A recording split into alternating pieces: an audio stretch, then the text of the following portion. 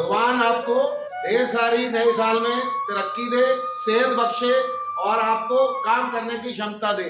हम सबको आप आज यहाँ इसलिए इकट्ठा करा गया है कि जो भी हम ये मिलके कोशिश करें, जो पिछले साल की हमारे काम में कमी पेशी रह गई है वो अगले साल में कमी ना आए और इकट्ठे मिलके हम ऐसे काम करें कि पूरे हमारी फैक्ट्री के काम में तरक्की मिले, उससे आपको भी तरक्की मिलेगी और मुझे भी मिलेगी।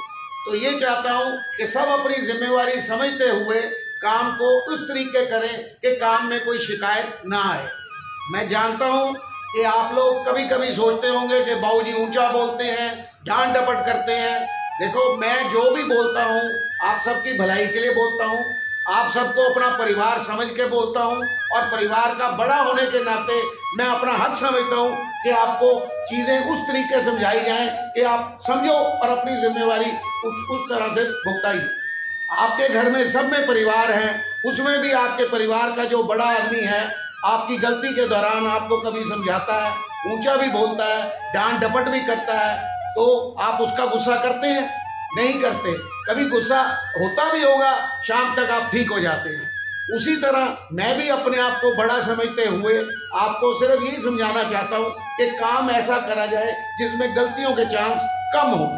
इसलिए कि काम जब तक सही नहीं होगा किसी कंपनी में भी तरक्की नहीं हो पाएगी।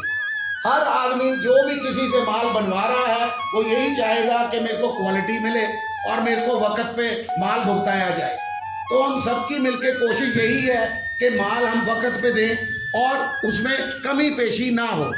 तो उसके लिए हम सबको अपनी अपनी जिम्मेवारी समझनी पड़ेगी और अपनी जिम्मेवारी समझते हुए हमें काम उस तरीके करना पड़ेगा ताकि गलती के चांस कम से कम हो।